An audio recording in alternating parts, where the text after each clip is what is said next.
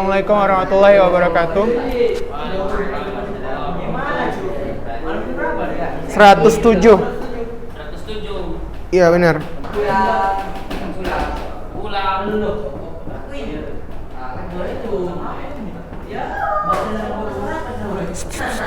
Dah? Suaranya. Udah sombong salah.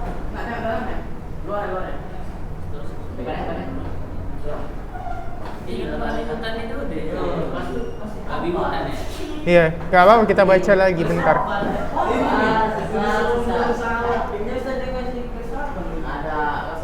Ulang lagi ya. Ulang lagi.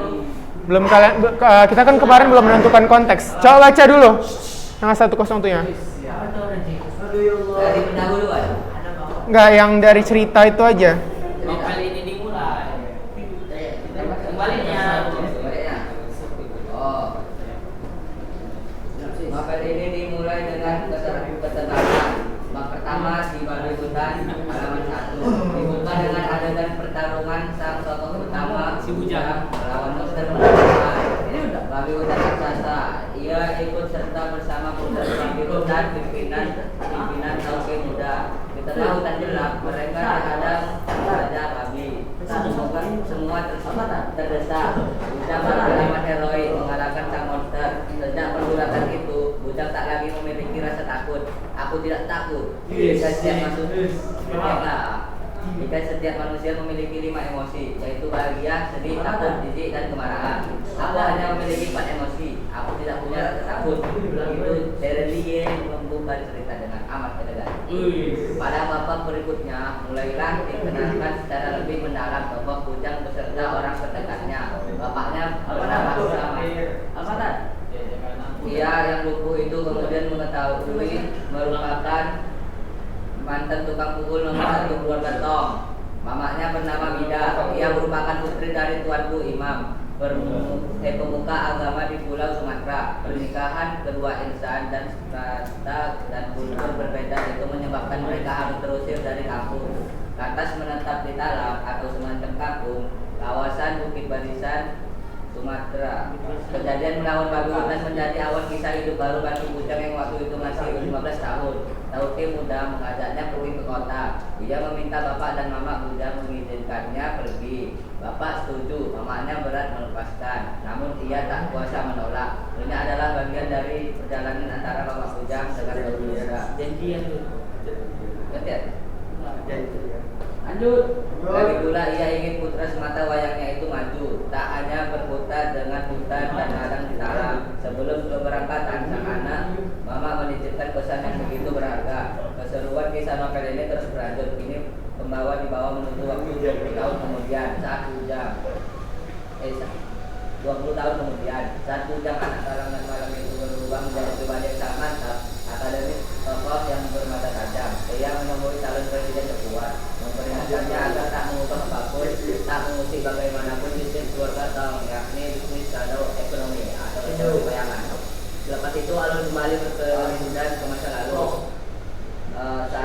Saat kali pertama Bujang sampai di kota, bertemu banyak kawan baru. Salah satunya Basir, seorang anak muda yang terobsesi menjadi terpenting setiap penunggang kuda suku Beethoven.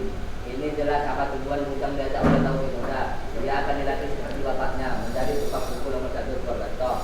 Meski begitu, jauh pangkang dari hati.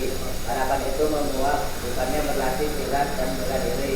Bujang malah diminta belajar memukuli kertas dengan pulpen.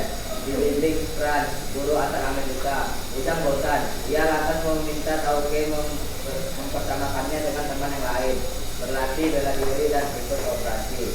Tauke tetap pada pendirian. Hingga tiba saat kesabarannya hampir habis, Tauke menantang Bujang ikut ritual amok. Ritual itu simpelnya, satu orang melawan puluhan kakak dan petarung. Jika satu orang itu mampu menahan gempuran dalam waktu tertentu, dia menang. Bujang hanya diminta bertahan 20 menit. Sayang, dia hanya bertahan 19 menit. Dia gagal sehingga dia tetap harus belajar bersama Frans. Namun hikmah dari peristiwa amok, dia bisa punya kesempatan belajar bela diri. Selepas belajar dengan buku dan sistem di siang hari, dia belajar tinju di malam hari. Guru pertamanya adalah Popong, komandan tukang pukul keluarga Tong. Berhari-hari bahkan berbulan-bulan dia Bujang berhasil meng-KO gurunya itu. Itu artinya latihan tinjunya selesai dan harus berganti guru. Guru berikutnya tak kalah hebat, Guru Bushi namanya, asli Jepang. Dia adalah salah satu samurai yang masih tersisa di zaman modern ini. Bersama Guru Bushi, Bujang berlatih menggunakan pedang, katana, shuriken, dan lain-lain. Dan yang seru bersama mantan ninja yang handal itu. Berbulan-bulan, Bujang terus berlatih, hingga tiba saat Guru Bushi mengatakan cukup. Lantas, Bujang berlatih dengan Saroma, seorang penembak jitu asal Filipina. Dengan guru menembaknya itu, dia juga belajar filosof hidup. Selain berlatih bela diri, Bujang juga terus melanjutkan sekolah. Ia bahkan mengenyam pendidikan magister di luar negeri. Novel beralur maju mundur ini terus mengajak pembaca menikmati keseruan cerita. Pertarungan demi pertarungan yang mengesankan. Dua perihal ekspansi keluarga Tom yang perlahan merangkak naik level dari penguasa shadow ekonomi tingkat provinsi menjadi penguasa shadow ekonomi nasional bahkan internasional. Selalu ada intik menarik di dalamnya. Hingga di suatu titik saat keluarga Tom di puncak kejayaan, pengkhianatan muncul. Siapakah pengkhianat itu? Berhasilkah ia melumat kekuasaan keluarga Tom? Lalu apa maksud pulang dalam novel ini? Kita akan menemukan jawabannya dalam novel Friend ini. Oke. Nggak, cukup sampai di situ. Oke, jadi ini kan salah satu jenis teks kritik. Kritik itu kalau dalam teks tanggapan tergolonglah teks resensi itu juga termasuk kritik. Jadi dalam novel ini tuh ada tetap 3 aspek utama dalam teks tanggapan kritis kemarin, yaitu pertama ada apa? Ada konteks, ada penilaian, dan ada deskripsi. Yang mana tadi konteksnya itu ini berada di pedalaman Sumatera ya. Cerita si Bujang ini. Terus dia ada beberapa deskripsi tentang isi novel, termasuk novel ini salah satu novel pertama yang membahas tentang shadow economy, black shadow economy juga. Di tengah novel-novel sekarang yang bergenre kayak Dylan, terus kayak ada cinta. Nah, dia berhasil memberikan warna baru bagi sastra Indonesia, yaitu di bidang ekonomi. Terus dalam penilaian kita juga bisa lihat bahwasanya ini salah satu novel yang keren lah, karena di situ pertama temanya yang unik, yang kedua dia sederhana dan punya plot yang mengasihkan dan bersifat memiliki pesan moral yang kuat. Termasuk kalau saya sarankan dibaca. Saya pernah baca novel aslinya. Waktu dia mau pergi tuh ibunya pesan, ibunya kan sakit, jadi dia pergi sama Tauke tukang pukul itu, mafia itu, bukan karena dia mau, tapi karena dia nggak ada biaya lagi, ibunya udah sakit gitu. Terus ibunya pesan gini, ibunya kan tahu dia pergi sama orang tukang pukul gitu. Ibunya bilang, hidup ini bukan tentang mengalahkan siapapun, tapi soal kedamaian di hatimu. Saat kamu damai, maka kamu sudah memenangkan seluruh pertempuran, kata mamanya gitu. Supaya si Bujang ini nggak tukang berantem gitu seperti orang-orang yang si Tauke itu gitu. Mamanya ini mau dia kerja, tapi jangan sampai dia ini jadi tukang mafia sama seperti mereka. Jadi akhirnya dia tumbuh jadi anak yang bagus gitu. Sampai di akhir cerita nanti dia malah menghanguskan semua mafia-mafia ini kalau ada yang melenceng dari jalurnya gitu. Keren ceritanya. Cuman memang novelnya cukup tebal segini sih. Bacanya harus Hah? Pengeditnya? Pengkhianat. Orang keluarga Sitong itu juga. Dia karena merasa dia pernah dibesarkan nama keluarga Sitong itu. Jadi waktu ada presiden pergantian kekuasaan, kan orang ini dari mafia-mafia kampung gitu, kayak kita bilang preman lontong, sampai dia jadi mafia tingkat internasional. Naik orang ini gitu, taraf grade mafianya lah gitu. Rupanya kan mereka jadi sampai penyokong kampanye presiden. Jadi presiden itu ternyata sama kayak SBY Jokowi juga. Itu bukan lagi udah rahasia umum gitu. Jadi mereka kampanye itu pakai dana akuntansi terselubung. Termasuklah Black Shadow ini. Kenapa dikatakan Black Shadow ekonomi? Karena mereka menggunakan dana ekonomi bayangan yang tidak terdata di negara. Gitu. Bukan bansos. Mereka pakai dana-dana mafia. Mafia itu kan ya tau lah, dapat uangnya dari mana coba kalau mafia? Kalau nggak dari judi, narkoba, penjualan miras, benda-benda ilegal, termasuk penjualan manusia.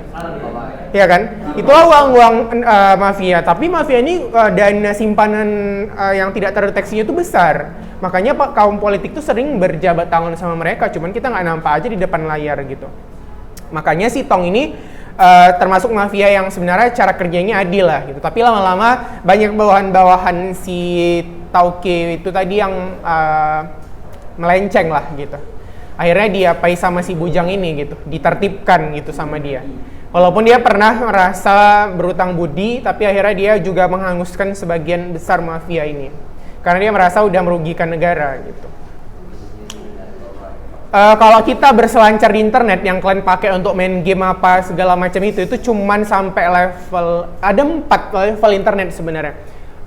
Saya lupa apa namanya, cuman dia level kalau kita bilang yang kita pakai sehari itu namanya snorkeling, terus dia ada namanya diving, terus ada makin dalam lagi. Yang level yang makin dalam ini tingkatannya itu nggak bisa kita retas kecuali firewall kita tingkat tinggi. Jadi dia pakai aplikasi ngeretasnya. Karena begitu kita masuk ke sistem yang lebih tinggi di internet, dia banyak virus yang masuk ke komputer kita, bisa mati total gitu. Yang kita pakai sehari-hari yang di Google Chrome itu cuma level 1. Coba kamu buka situs-situs penjualan manusia, pasti nggak bisa terbuka. Atau situs-situs judi, situs narkoba. Ini saya bukan ngasih tahu yang buruk ya, supaya tahu tapi jangan dilakukan. Itu pernah teman saya dari Universitas Sumatera Utara, dia bagian teknologi informasi, dia bisa ngeretas sampai ke level 4. Nah disitulah saya baru tahu ternyata yang banyak orang politik itu yang bergabung di kancahnya mafia Asia Tenggara termasuk SBY. Memang ada gitu, ternyata di internet itu ada memang situs jual manusia, narkoba, sampai yang hal-hal yang nggak kita ketahui dalam kehidupan sehari-hari. Tapi itu nggak terdeteksi di internet ranah tingkat 1 yang kita digunakan oleh penduduk sehari-hari nggak. Dia harus pakai aplikasi tertentu untuk meretas file firewall-nya. Makanya kalau kita pakai komputer kan ada firewall Anda sedang mengamankan link gitu kan. Firewall itulah yang mengunci virus dari luar. Kalau kita masuk ke sistem tinggi, firewall itu terbuka. Terbuka itu kalau nggak antivirus kita tinggi, laptop kita bisa mati tiba-tiba gitu. Tapi hanya orang-orang teknologi yang paham. Kayak ngeretas, kan dulu pernah tuh Kemendikbud diretas filenya. Itu kan firewall-nya ngeri kali tuh. Kalau kita nggak kuat-kuat aplikasinya bisa mati laptop kita, rusak total gitu. Jadi itulah yang dipakai sama mafia itu gitu. Jadi mafia itu sebenarnya nggak bodoh, cuman mereka mencari jalan yang pintas gitu. Jadi itulah. Jadi baik jahatnya seorang itu sebenarnya bukan soal dia pintar atau bodoh, tapi masalah pilihan yang dia buat gitu ya. Itu kurang lebih.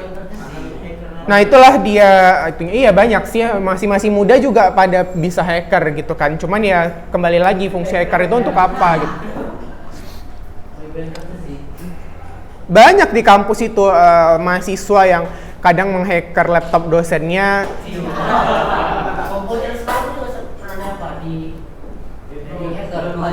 Iya kalau cuman tingkat sekolah sama laptop pribadi itu gampang hackernya sebenarnya. Handphone lagi kayak gini, gampang kali meretasnya.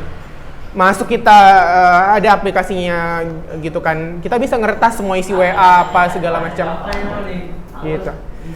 Jadi gampang, yang susah itu meretas firewall punya negara yang kode-kodenya .ac.id.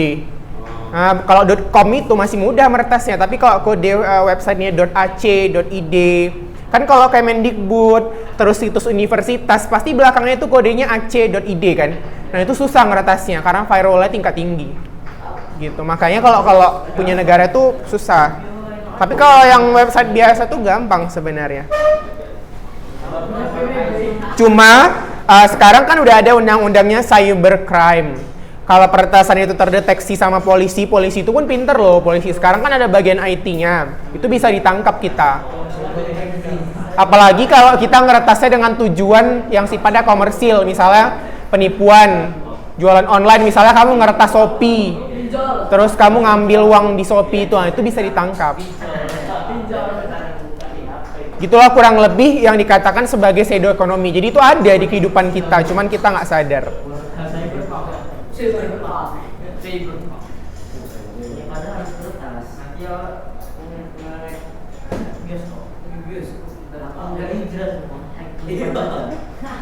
Itulah cara-cara ini kan, makanya kalau kita kuliah di jurusan teknologi informasi itu laku di mana aja. Di sekolah laku, di universitas laku.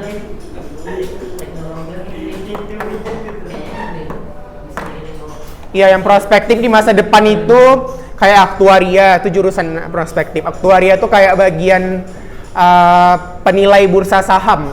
Sekarang wajib ada di setiap perusahaan. Terus ahli gizi. Ahli gizi itu setiap orang sekarang wajib punya ahli gizi kalau di rumah sakit. Bukan lagi dokter ya sekarang yang tenar, tapi ahli gizi. Terus itu teknologi informasi, hubungan internasional, hukum, manajemen. Itu yang paling banyak diburu sekarang. Kalau dalam dunia universitas, oke?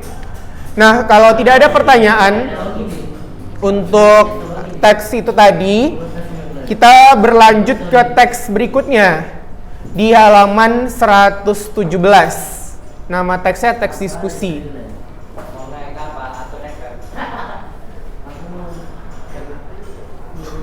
Saya nggak bawa daftar nama. Daftar nama kalian yang selebaran itu mana? Ada? Yang di apa? Itu ada? Oh, ini. Saya soalnya nggak ingat semua.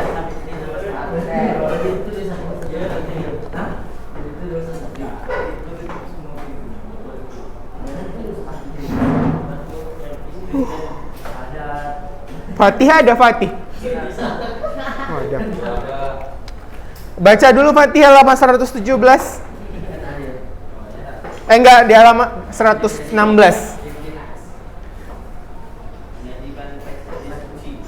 Iya.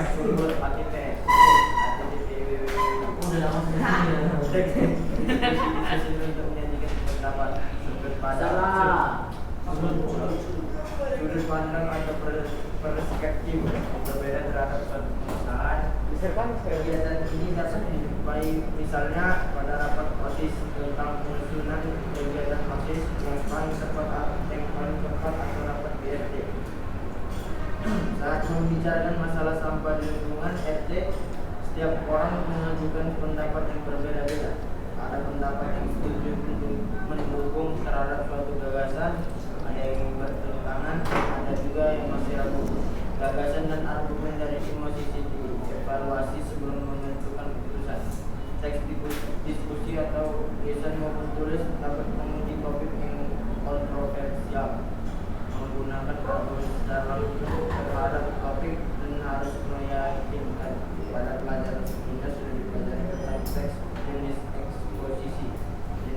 jenis eksposisi dan diskusi merupakan kewajiban teks yang digunakan untuk mempengaruhi orang lain, meyakinkan orang lain atau persuasif memperhatikan sesuatu. Teks diskusi berikut ini dan dibandingkan dengan struktur teks eksposisi yang sudah dipelajari. Mengidentifikasi informasi teks diskusi perhatikan dua tulisan berikut. Anak-anak hampir di seluruh dunia, terutama kota-kota besar, ini semakin buruk dan semakin berburuk dengan gaya hidup tidak sehat. Lalu bagaimana tidak dapat mengatasinya? Cara terbaik adalah bermain olahraga bagi anak-anak semua usia. Beraktivitas melalui permainan olahraga yang akan menjaga anak-anak tetap kuat, bugar, dan sehat. Pertumbuhan fisik memerlukan banyak latihan gerak setiap hari dan cara terbaik melakukannya adalah dengan berolahraga. Doraemon sudah menunjukkan bahwa anak yang berolahraga memiliki sedikit masalah kesehatan dibandingkan anak-anak yang hanya di rumah main televisi atau main video game. Ada banyak jenis permainan olahraga yang dapat dimainkan anak-anak mulai dari yang tradisional seperti garasi dan lompat tali hingga yang umum seperti sepak bola, futsal, bola baseball, voli, senam dan bola basket. Bersyukur kita tinggal di Indonesia dapat memberikan semua olahraga tersebut. Jadi tidak masalah jenis olahraga mana yang kamu suka atau mana kamu tinggal, selalu ada jenis olahraga bagi siapa saja. Tidak ada alasan mengeluh pada suatu saat. Selain itu, bermain olahraga dalam tim sangat baik bagi anak-anak sebab dapat memperbanyak pertemanan. Mereka juga belajar tim dan saling membantu. Anak-anak yang tidak olahraga tidak memiliki kesempatan untuk bersenang-senang dan memiliki banyak dan jelas bahwa semua anak sebenarnya harus bermain olahraga.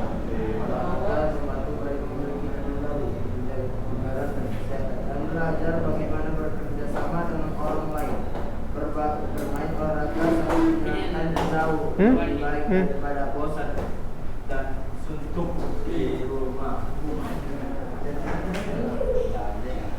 Oke, kita menentukan ide pokok nanti ya, tapi kita lanjutkan dulu yang kedua.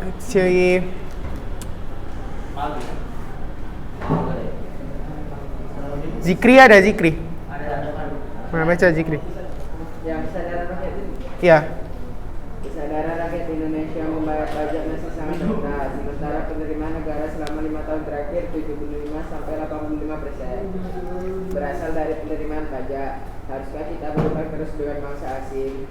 Kemandirian bangsa Indonesia akan tercapai jika kesadaran rakyat membayar pajak sudah tinggi. Sumber pembiayaan negara terbagi 3: pinjaman luar negeri dan dalam negeri, penjualan sumber daya alam, dan penerimaan pajak.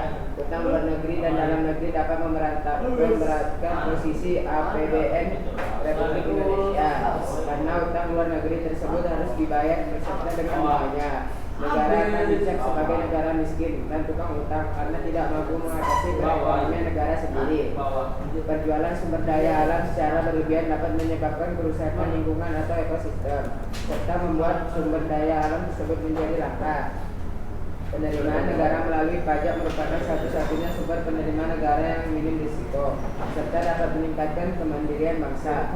Pertumbuhan ekonomi Indonesia menurut data World Bank tahun 2014, produk domestik produk Indonesia menduduki peringkat 16 besar tertinggi di dunia. Potensi kemandirian Indonesia sangat tinggi. Sayangnya dalam 5 tahun terakhir tax ratio cukup rendah dan target pajak tidak tercapai. Salah satunya disebabkan oleh rendahnya tingkat kepatuhan wajib pajak dan melaksanakan kewajiban perpajakannya. Hanya tingkat kepatuhan wajib pajak pada 55% dan 25% tingkat kepatuhan wajib pajak perorangan. Di lain pihak, penerimaan negara dari penjualan sumber daya alam semakin mengecil sejak tahun 1982. Sebelumnya, primadona penerimaan negara adalah dari penjualan sumber daya alam. Kemandirian bangsa ke depan sangat tergantung kepada kesadaran rakyat membayar pajak. Banyak juga orang yang merasa tidak perlu menyumbang kepada negara. Mereka berpikir negara lain yang harus menyejahterakan rakyatnya. Mereka adalah sekelompok masyarakat konfrontasi pajak, menolak membayar pajak dengan melakukan demonstrasi. Padahal mereka justru kelompok penikmat pajak, bukan pembayar pajak yang juga dikenal sebagai anggota masyarakat yang tergolong sebagai penikmat pajak tanpa berkontribusi. Yang patut disayangkan, ada juga anggota masyarakat yang merusak fasilitas umum yang dibiayai oleh pajak. Tindakan ini seperti merusak barang yang kita beli dengan keringat sendiri. Siswa atau mahasiswa yang malas belajar, tidak gigih menuntut ilmu pun termasuk kelompok ini, karena semua fasilitas pendidikan dibiayai oleh pajak. Kelompok konservasi lainnya adalah yang kecewa karena anggaran negara yang dibiayai pajak itu dikorupsi. Mereka berpikir untuk apa bayar pajak jika untuk dikorupsi. Korupsi tindakan yang sangat salah, tidak membayar pajak juga sangat salah. Koruptor dan wajib pajak yang tidak membayar pajak adalah warga negara yang tidak membela negaranya. Mereka jenis warga yang bertentangan dengan tujuan negara untuk menyejahterakan rakyatnya. Wajib pajak yang patuh membayar pajak adalah patriot bangsa. Mereka membela negara, membangun negara, mengangkat harkat dan derajat bangsa di mata dunia dengan membayar pajak. Pajak untuk kemandirian bangsa agar kita menjadi bangsa yang kuat dan disegani dunia. Stop utang negara dengan membayar pajak. Pajak banyak, utang hilang, negara kaya, rakyat makmur. Terwujudlah keadilan sosial bagi seluruh rakyat Indonesia. Oke.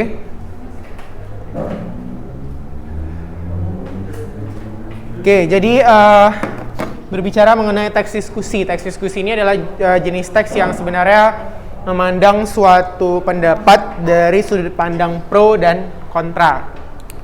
Di situ ada dua teks. Yang pertama ada teks tentang anak-anak yang makin gemuk karena lebih sedikit aktivitas.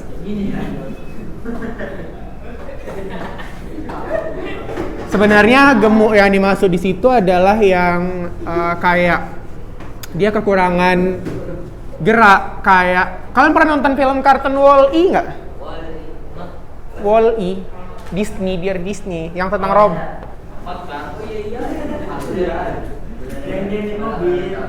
Wall-E itu kayak ini, ketika dunia ini udah di masa yang udah tua kali, terus orang-orang itu hanya tinggal di pesawat.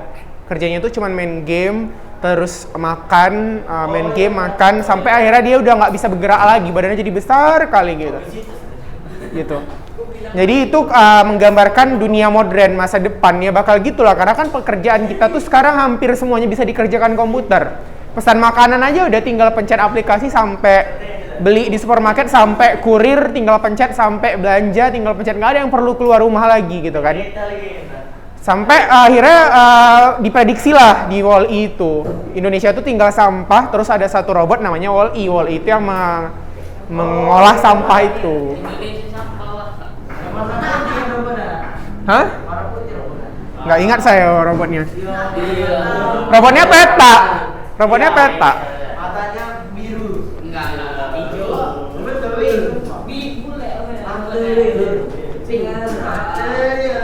Karena saking udah nggak pernah bergeraknya di depan komputer, akhirnya orang itu jadi kayak obesitas dan dia nggak bisa lagi menggerakkan tulang-tulangnya gitu. Mungkin yang dimaksud di cerita ini kayak gitulah. Jadi selama masa pandemi juga kita dituntut untuk tetap aktif gitu ya, supaya jangan sampai nanti siap pandemi nggak bisa pula jalan gitu kan. Nah, terus yang kedua berbicara mengenai pajak. Pajak tahu? Bukan pajak karya wisata ya. Pajak itu adalah apa pajak ini?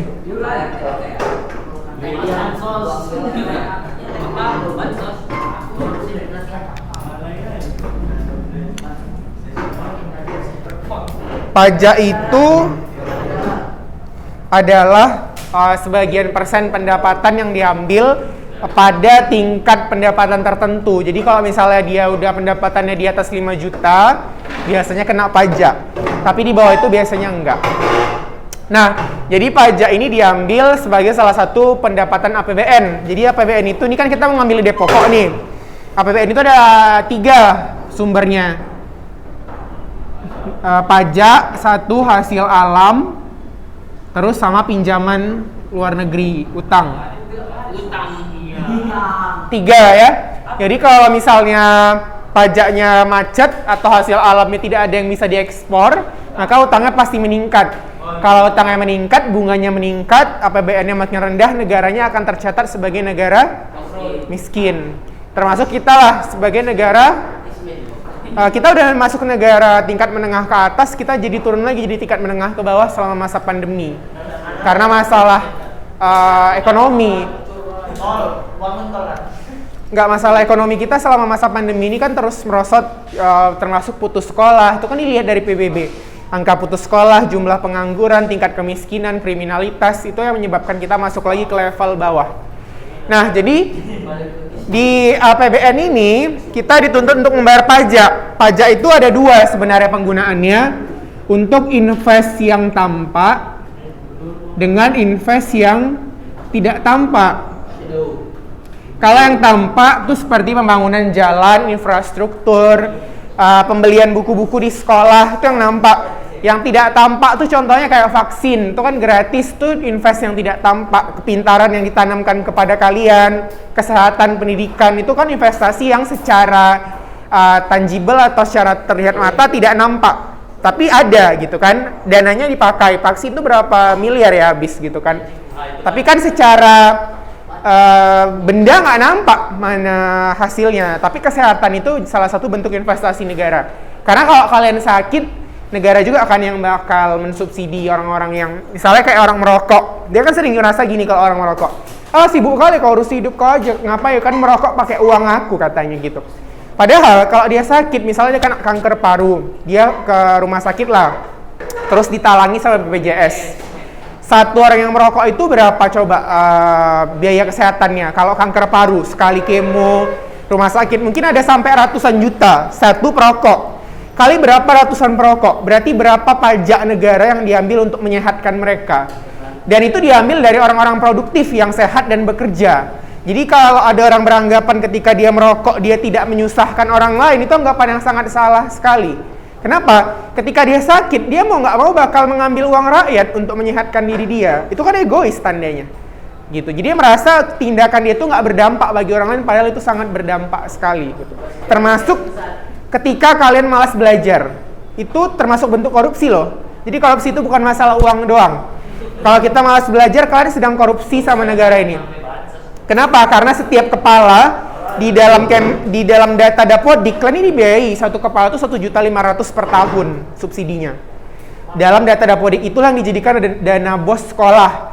Dana bos sekolah itu dipakai untuk kelengkapan perpustakaan, bangunan sekolah, fasilitas termasuk komputer, buku, lampu, listrik, dipasangin itu semua dari dana bos. Jadi kalau kalian malas belajar, berarti kalian sedang korupsi. Korupsi apa? Kan dikasih uang tapi yang kalian gunakan dengan fungsi yang seharusnya. Sama dong kalian sama pemerintah yang sering kalian ejek-ejek di media itu. Iya sama. Jadi sebenarnya sama aja kalian dengan yang korupsi bansos itu gitu. Kalau kalian malas belajar kan gitu. Jadi sebelum kita nuding keluar, kita lihat dulu kita udah sesuai nggak gitu. Nah, jadi yang tampak itu, yang tidak tampak itu banyak gitu ya. Masalahnya karena banyak sering dikorupsi ya kan, orang-orang jadi sering malas bayar pajak. Nah, karena malas bayar pajak itulah akhirnya pemerintah mengeluarkan kebijakan namanya tax amnesty. Tahu? Pengampunan pajak. Ya, jadi kalau ada perusahaan besar seperti Hotel Garuda, Agung Podomoro, BCA yang udah 11 tahun nggak bayar pajak, kan pajaknya miliaran tuh, bukan sedikit. Diampunilah mereka selama 10 tahun. Terus mereka beranggapan gini, ya udahlah bayar aja deh, mumpung lagi masih diampuni gitu. Daripada bayar semua kan lebih bagus bayar setahun aja. Nah, setelah ada program amnesti dari Menteri Keuangan tersebut, naiklah pendapatan negara kita. Nah, itulah yang menyebabkan kita kemarin APBN-nya agak meningkat di tahun 2020. Tapi turun lagi di tahun 2021 karena COVID-19. Gitu. Jadi banyak hal sebenarnya. Sebenarnya sama-sama sih, setiap presiden itu pasti dia membangun invest tertentu. Kalau di SBY dia membangun invest itu lebih dari ke yang nggak nampak, kayak invest ke guru, ke dokter, ke tingkat pendidikan beasiswa. Kalau ke Jokowi dia lebih ke infrastruktur yang nampak, gitu sih. Iya. Jadi memang ya nggak tahu sih yang mana yang sebenarnya salah, tapi yang pasti begitulah cara kerja kita di negara ini. Jadi Indonesia ini salah satu negara yang banyak mengeluarkan uang APBN untuk biaya perbaikan dan pengadaan fasilitas publik. Kayak di luar Medan aja lah, misalnya contoh kalau kita ke perpustakaan, bukunya nggak kita jaga betul-betul. Kalau kalian naik Trans Medan yang warna-warna hijau itu kan ada sekarang ya, yang murah di harganya kayak bus-bus. Nah, itu kan dibilang jangan merokok juga dia, ditaruhnya puntungnya di kursi, rusaklah kursinya. Terus kan nanti itu kan biaya perbaikan dan pemeliharaannya lebih tinggi. Diambil dari mana? Dari pajak. Terus dia ke terminal terus dia coret-coret terminalnya, pecahi kaca terminalnya. Itu kan biaya pemeliharaannya dari mana? Dari pajak. Jadi sebenarnya kita banyak habis uang itu bukan ke pembangunan tapi ke pemeliharaannya. Orang Indonesia itu cenderung nggak bisa memelihara. Contoh kecilnya aja kayak gunakan fasilitas kamar mandi, nyiram aja kadang males gitu. Itu termasuk salah satu pemeliharaan gitu. Yang kalau rusak kan klosetnya itu kan dari pajak ngambil uangnya gitu. Jadi gitu sih sebenarnya, masyarakatnya juga sama. Tapi coba kalian pergi ke Jepang, kalian lihatlah jalannya itu kayak dipel kalau siap hujan, mengkilat gitu. Aspalnya. Indonesia kan berdebu kan? Mereka jalannya itu ada sedot debunya gitu. Jadi kalau kalian melintas di jalan Belanda atau Jepang, kalian nggak pernah lihat debu kayak di kota Medan yang terbang-terbang itu nggak ada. Gitu. Dan mereka memang beda rutenya, mobil-mobil besar sama sepeda motor, mobil pribadi itu beda rutenya. Makanya kalau kita nonton film, kan mereka kosong jalannya kan? Kayaknya nggak ada macet, kosong gitu, karena rutenya beda-beda dan mereka nggak berdebu. Nggak pernah kita lihat ada debu berterbangan waktu mereka main film, karena memang seperti itu kondisinya. Sampai nggak pernah kita lihat ada orang yang, kecuali dalam film action gitu ya, yang melewati orang di depannya. Jadi kalau misalnya kita kan sering jalan tuh gini-gini, terus kan kita lewati set gitu. Apalagi angkot udah melewati, berhenti pula dia lagi gitu kan. Nah gitu. Itu hanya terjadi di Indonesia, khususnya Sumut gitu. Kalau di daerah, di luar negeri, kalau kita melewati orang itu, kita harus mengucapin terima kasih loh, nggak boleh sembarangan. Kalau kita cuma melewati gitu aja, kita dinilai nggak sopan kali. Jadi orang Belanda itu kalau misalnya bergandengan gini, terus dia lebih cepat, dia bilang ke sampingnya thank you atau terima kasih gitu. Thank you brother. Gitu. Di Jepang juga gitu. Kalau kita kan enggak, udah nyalip, berhenti di tengah, ketabrak, dia lagi yang marah gitu. Nah itulah Sumut gitu. Udah ngelawan arah, dia yang nabrak, dia yang nanya matamu di mana gitu kan. Itulah Medan gitu ya. Welcome to Medan. Ciri khas. Jadi saya dulu pernah kuliah profesi kan, seluruh Indonesia. Satu kelas kami itu cuma 20 orang diambil, ada dari Sumut, Aceh, Padang, Lampung, Bandung, Sulawesi, Kalimantan. Jadi semua orang dari luar provinsi, kebetulan kemarin di Unimed di Medan, semuanya komen sama jalanan Medan. Ada yang Padang bilang gini, kakak dek katanya, udah semua jalan di Indonesia ini kakak lalui, pulang maksudnya kakak datangi gitu. Baru di Medan inilah jalanan paling ngeri katanya. Nyebrang aja kakak takut katanya gitu. Berarti kan parah kali jalanan di Sumut ini gitu. Gitu. Nggak masalah kayak penertiban angkot, penggunaan sepeda motor itu, sampai orang Padang yang sama-sama Sumatera padahal kan, dia nyebrang aja takut di Sumut ini gitu. Berarti kan jalanan kita nih semeraut kali kan lalu lintasnya gitu. Tapi orang Medan merasa itu biasa aja. Padahal kalau coba kita ke Jogja, kamu klekson aja itu udah pasti semua orang liatin kamu. Kenapa? Karena di sana nggak ada terbiasa orang net gitu. Apalagi lampu merah gitu. Apalagi kalau kamu lebih kencang ketika lampu merah begitu hidup langsung ceng gitu kan. Kan kita gitu ya. Di sana tuh langsung nampak tuh ketahuan, oh ini pasti orang Sumut atau orang luar Jogja gitu. Orang Jogja itu nggak, iya kelihatan. Saya pernah ke Bali, penelitian dulu ke Bali, terus naik taksi. Mungkin kalau di Medan yang jalanan itu bisa kita tempuhnya 15 menit, 1 jam saya ngelewatinya. Jadi mereka itu kalau macet, ngantrinya itu betul-betul ngantri gitu, nggak ada yang lewati sep-sep gitu, nggak ada. Betul-betul orang itu percaya adanya karma gitu. Jadi hak orang lain itu dihargai gitu. Ih kok abang ini lama kali gitu, bang nggak kesini, nggak kita harus antri gitu. Memang tertib kali jalanannya. Beda jauh kali dengan di Sumut lah. Luar biasa. Mereka soft skill-nya bagus gitu. Jadi kalau nanti kuliah atau sekolah SMA-nya lanjut keluar Sumatera Utara khususnya, jangan dibawakan kali sifat Medannya ya. Nanti ketahuan dari Sumut. Beda sendiri gitu. Oke. Jadi di sini kita mencari ide pokok ya.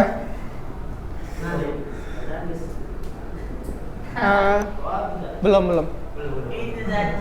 Apanya? Beda jamnya. 7 menit lagi. Yang 10 kan kita istirahat. Berarti ini jamnya salah, kalian putar ya.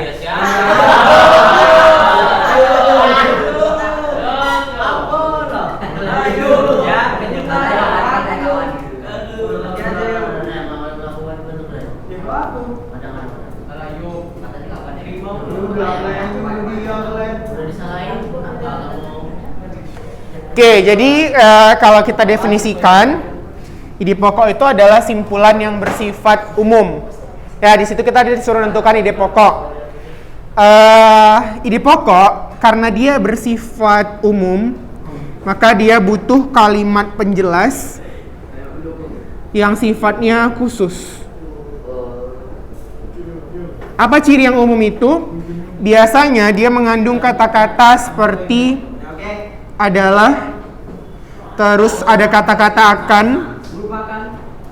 seharusnya, karena dia berupa opini. Terus ada konjungsi simpulan seperti kata jadi. Nah, inilah ciri ide pokok. Nah, kalau ciri kalimat penjelas, karena dia sifatnya khusus, kan menjelaskan, dia sifatnya lebih rinci. Karena dia rinci, maka dia mengandung hal penting seperti fakta, data, nama, terus tanggal, contoh kasus.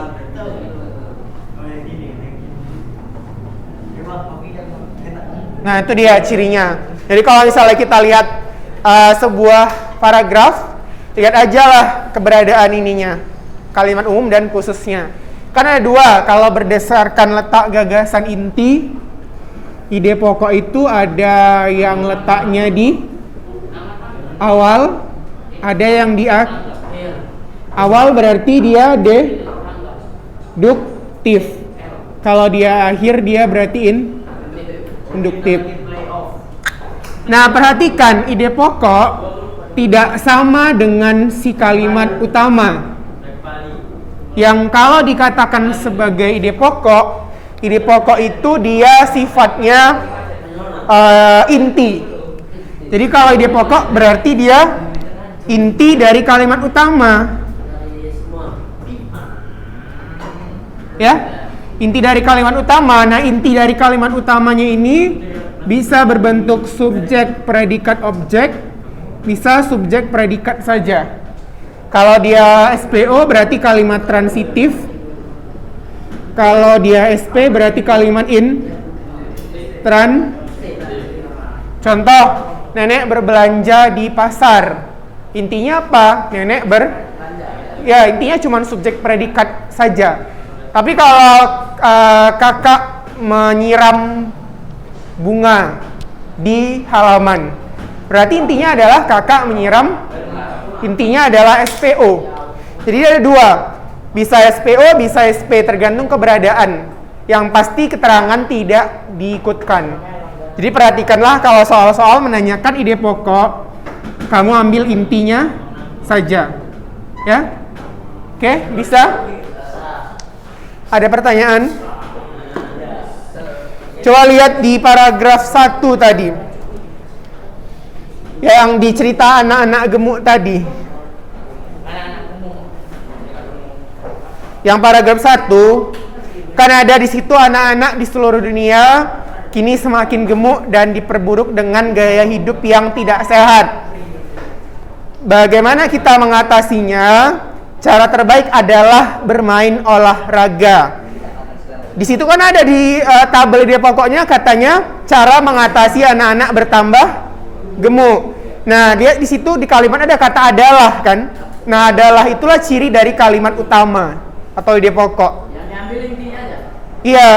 Jadi dia di akhir ya. Berarti ini tipe paragraf induktif. Belum 2 menit lagi. Terus yang kedua, apa ide pokoknya yang kedua tuh? Yang paragraf kedua, pertumbuhan fisik memerlukan banyak latihan gerak setiap hari, katanya kan? Dan cara terbaiknya adalah dengan berolahraga. Para ilmuwan sudah menunjukkan bahwa anak yang berolahraga memiliki sedikit masalah kesehatan dibanding anak yang hanya duduk di rumah, menonton televisi atau bermain video game. Ada banyak jenis permainan olahraga, seperti galasin, lompat tali, sepak bola, futsal, bulu tangkis, voli, senam, dan bola basket. Bersyukur kita di Indonesia dapat memainkan semua olahraga sepanjang tahun, jadi tidak masalah. Apa dia pokoknya di situ? Awal apa akhir yang paragraf kedua? Dia pokoknya. Awal apa akhir? Yang paragraf kedua, ide pokoknya yang mana? Yang mana? Iya, di situ ya. Ada kata pertumbuhan fisik memerlukan banyak latihan gerak setiap hari dan cara terbaik adalah melakukannya dengan berolahraga. Intinya apa? Pertumbuhan fisik memerlukan olahraga. Itulah inti ide pokoknya untuk paragraf 2. Tulis di buku catatannya, biar nggak lupa. Paragraf 2, ide pokoknya pertumbuhan fisik memerlukan olahraga. Gitu. Buat ide pokok halaman 117 di buku setannya. Hah? Paragraf maksudnya? Kan ada di tabel itu. Yang pertama udah di tabel. Yang kedua tulis itu di buku setan. Paragraf kedua, pertumbuhan fisik memerlukan olahraga. Karena anak yang jarang olahraga biasanya kurang tinggi dia kan.